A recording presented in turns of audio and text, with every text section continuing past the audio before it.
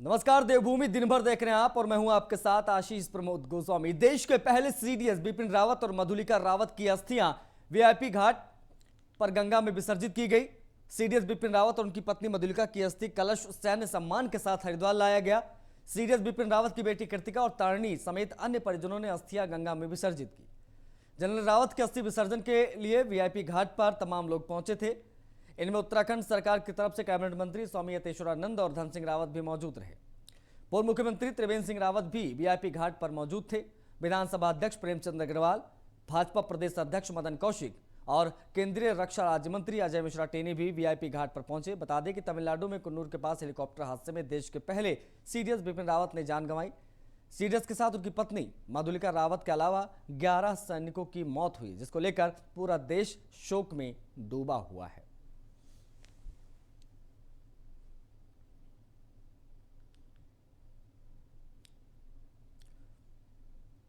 CDS general Bipin Rawat और उनकी पत्नी मधुलिका रावत की पूरे विधि विधान से हरिद्वार में गंगा में अस्थियां विसर्जित कर दी गई। उनकी दोनों बेटियों ने पूरे विधि विधान से अस्थियां विसर्जित की। उत्तराखंड के मुख्यमंत्री पुष्कर सिंह धामी ने हरिद्वार पहुंचकर जनरल बिपिन रावत को श्रद्धांजलि दी। उनकी दोनों बेटियों से मुलाकात भी की।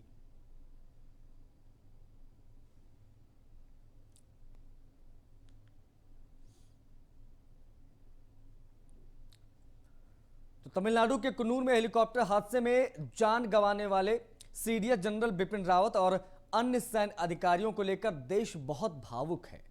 हर कोई अपनी ओर से देश के उन जांबाजों को श्रद्धांजलि अर्पित कर रहा है, लेकिन कुछ अराजक तत्व तो ऐसे हैं जो आपत्तिजनक टिप्पणियां कर रहे हैं। ऐसे लोगों को उत्तराखंड में शामत आने वाली है। दरअसल सीडीएस बिपिन रावत को लेकर सोशल मीडिया पर आपत्तिजनक पोस्ट लिखने वालों पर उत्तराखंड सरकार की नजर टेढ़ी हो गई है। वो सख्त कार्रवाई करने जा रहे हैं। उत्तराखंड के सीएम पुष्कर सिंह धामी ने चेतावनी दी है कि ऐसे लोगों के खिलाफ सख्त से सख्त कानूनी कार्रवाई की जाएगी। सीएम ने कहा है कि हमारे सैनिकों का सम्मान सर्वोच्च है। दिवंगत जनरल बिपिन रावत सदैव उत्तराखंड का स्वाभिमान रहेंगे और अगर किसी शरारती तत्व ने कुत्सित मानसिकता का परिचय देते हुए सोशल मीडिया या किसी अन्य तरीके से दिवंगत सैनिकों पर कोई आपत्तिजनक टिप्पणी की तो सरकार द्वारा उसके खिलाफ कानूनी कार्रवाई की जाएगी।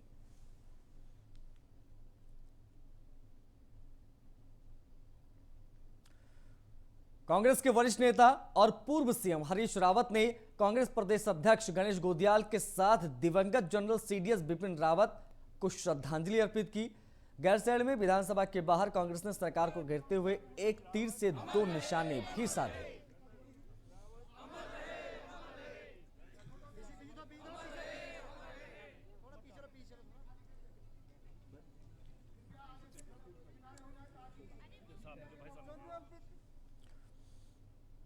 तो न्यूज वन इंडिया पर इस वक्त की एक बड़ी खबर आपको बता दें कि जीरो टॉलरेंस पर सीएम धामी का बहुत बड़ा एक्शन। सीएमओ का कोई भी ओएसडी पीआरओ सरकारी लेटर हेड का इस्तेमाल अब नहीं कर पाएगा।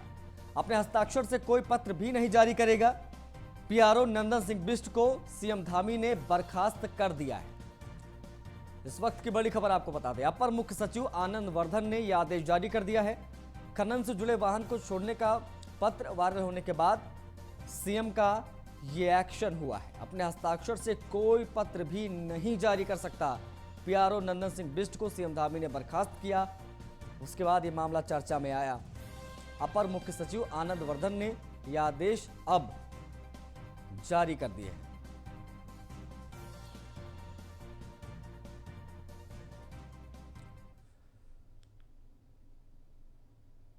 वहीं देहरादून में आम आदमी पार्टी के प्रवक्ता नवीन पिरशाली ने प्रेस कॉन्फ्रेंस की। सीएम के पीआरओ की चिट्ठी को लेकर सवाल उठाया। खनन के वाहनों को छुड़ाने का आरोप लगाया उन्होंने। खनन प्रेमियों को बचाने के लिए सरकार ऐसा कर रही है, ऐसा उन्होंने कहा है। सरकार का खनन प्रेम चिट्ठी के जरिए सबके सामने आ गया है। हरिद्वार में भी खनन को लेकर आम आदमी पार्टी सवाल उठा चुकी है। नवीन पिरशाली ने कहा, मंत्री यतेश्वरानंद पर खनन को लेकर शह देने का आरोप लगाया है उनके ऊपर। सरकार और उसके मंत्री अवैध खनन में माफियाओं के साथ संलिप्त।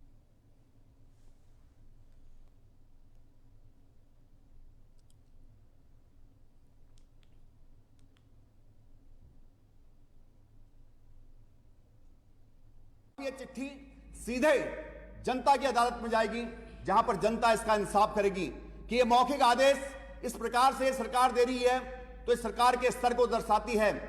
और जो मुख्यमंत्री धामी जी जब मुख्यमंत्री बने थे तो उत्तराखंड की तमाम जनता के मुंह पर एक सवाल था कि आखिर मुख्यमंत्री धामी में कौन सी ऐसी योग्यता है जिस योग्यता के आधार पर उनको उत्तराखंड जैसे प्रदेश का मुख्यमंत्री बना दिया गया है। तो यह योग्यता है उनकी इन माफियाओं को बचाने के लिए, इन माफियाओं को संरक्षण देने के लिए। तो आज आप देखते हैं कि वार्ड स्तर से लेकर विधानसभा तक पूरा माफिया का मकड़जाल फैल चुका है। यहां वार्ड मेंबर भी, जिला पंचायत भी, विधायक भी खनन माफिया हैं और उनको संरक्षण दे रहे हैं उनके मुखिया सीधे पुष्कर सिंह धामी, जो एक चिट्ठी जीता जागता प्रमाण है। तो मुख्यमंत्री धामी जी, आपको जनता को बताना होगा कि आप ऐसे मौखिक आदेश क्यों दे रहे हैं। मुख्यमंत्री कार्यालय से एसपी बागेश्वर को चालान निरस्त करने के मामले में भेजी गई चिट्ठी पर सियासत तेज हो गई है। मामले में मुख्यमंत्री की पीआरओ नंदन सिंह बिष्ट को हटा दिया गया है। बताया जा रहा है कि नंदन सिंह बिष्ट ने बागेश्वर एसएसपी को पत्र लिखकर 3 वाहनों के चालान को निरस्त करने के लिए कहा था, जिस पर अब नेता प्रतिपक्ष प्रीतम सिंह ने आरोप लगाते हुए कहा है कि यह बात अब साफ हो गई है कि कांग्रेस जो आरोप लगा रही थी वो सही है। उन्होंने कहा कि सीएम के आदेश पर चिट्ठी लिखी गई है, ऐसे में मुख्यमंत्री को तुरंत इस्तीफा दे देना चाहिए। आरोप जो है विपक्ष सरकार पे लगा रहा है, सरकार उसकी पुष्टि करने का काम कर रही है। जिस पीआरओ को आज मुख्यमंत्री जी ने हटाया है, उन्होंने अपने पत्र में स्पष्ट उल्लेख किया है कि मुख्यमंत्री जी के मौखिक आदेशों के अनुपालन में मैं ये पत्र लिख रहा हूँ। जब मुख्यमंत्री जी मौखिक आदेश दे रहे हैं तो पीआरओ तो उसका पालन करेगा ही करेगा। अगर सरकार में जरा सी नैतिकता है तो सरकार इस्तीफा दे। आरोप जो है विपक्ष सरकार पे लगा रहा है, सरकार उसकी। देहरादून में उपनेता विपक्ष करण माहारा का बहुत बड़ा आरोप। इस वक्त की बड़ी खबर आपको बता दें, बहुत बड़ा आरोप लगाया गया है। 9,000 वाला टैबलेट 16,000 में सरकार खरीदने जा रही है। 2,16,000 टैबलेट खरीदने जा रही है सरकार। आरोप है कि करीब 130 करोड़ का घोटाला होने वाला है। उपनेता विपक्ष ने कहा कि कोई अग्रवाल नाम के व्यक्ति इसमें शामिल है। ये इस वक्त की बड़ी खबर आपको बता दें, करीब 130 करोड़ का घोटाला होने जा रहा है। खरीद का एक मामला कैबिनेट से पास हुआ है, जिसमें आप सब लोगों को मेरा निवेदन है, उसमें अपने अपने वेबसाइट से चेक करिए। ऑनलाइन वो टैबलेट जो है 9,000 कुछ रुपए की खरीद है, जिस कंपनी का लिया जा रहा है।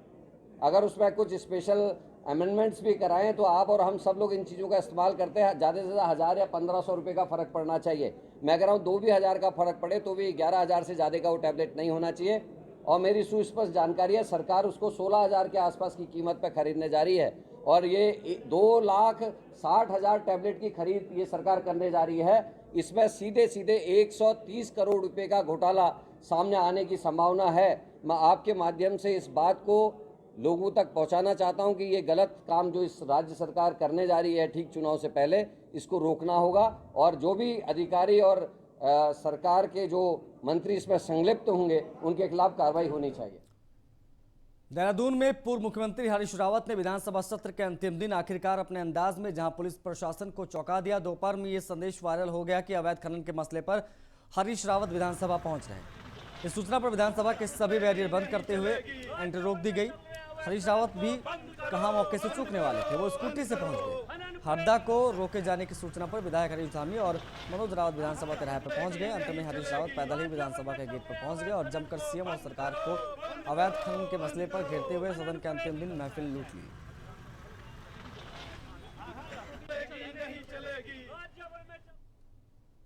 का और करीब 22 गधेरों के क्षेत्रों को देखा, जहां खुलेआम खनन हो रहा है। किसी के पास परमिट है नहीं है भगवान जाने।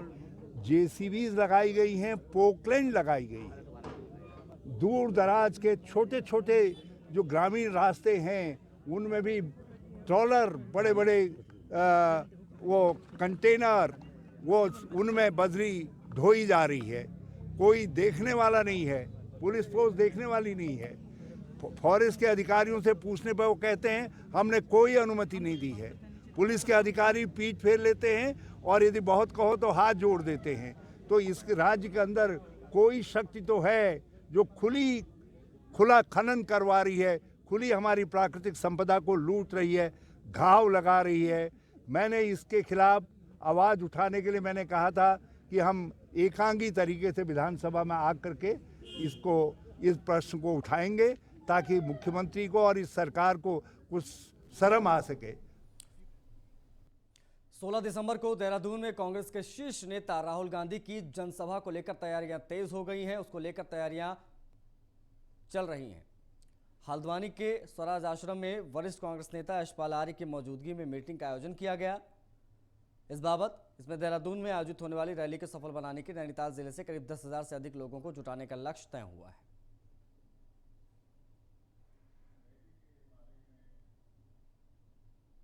और यकीनन पूरे प्रदेश में सभी जगहों से भारी संख्या में हमारे पूर्व सैनिक, स्वतः शहीदों के परिवार तो आएंगे ही आएंगे। हमारे कांग्रेस के कार्यकर्ता भी, हमारे सहयोगी साथी इस महारैली को सफल बनाने के लिए जुटे हुए हैं। आज उसी संदर्भ में आज यहाँ पर स्वराज आश्रम में भी एक बैठक संपन्न होने जा रही है।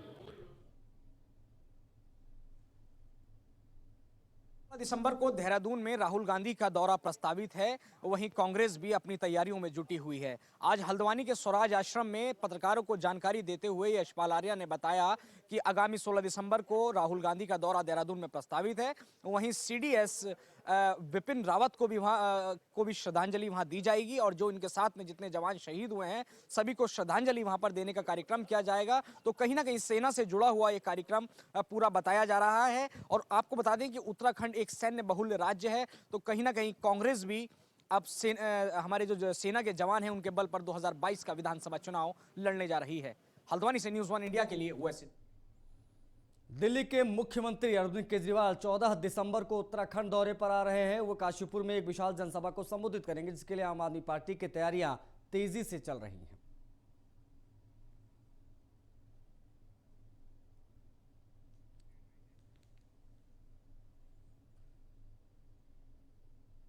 भारतीय सैन्य अकादमी यानी आईएमए देहरादून से आज देश विदेश के 387 जेंटलमैन कैडेट्स पास आउट होकर सैन्य अधिकारी बन गए। पासिंग आउट परेड के बाद 319 भारतीय कैडेट्स भारतीय थल सेना में बतौर अधिकारी शामिल हुए। 8 मित्र देशों के 68 जेंटलमैन कैडेट पास आउट होकर अपने देश में सैन्य अधिकारी के तौर पर शामिल होंगे। आईएमए की पासिंग आउट परेड में राष्ट्रपति रामनाथ कोविंद ने बतौर रिव्यूइंग ऑफिसर सलामी ली। पासिंग आउट परेड में अनमोल गुरुंग को सॉर्ड ऑफ ऑनर मिला। सिल्वर मेडल तुषार सापरा और ब्रॉन्ज मेडल आयुष रंजन को मिला है। बता दें कि भारतीय सैन्य अकादमी की पासिंग आउट परेड बेहद सादगीपूर्ण तरीके से संपन्न की गई। इसी के साथ इस बुलेटिन में फिलहाल इतना ही। नमस्कार।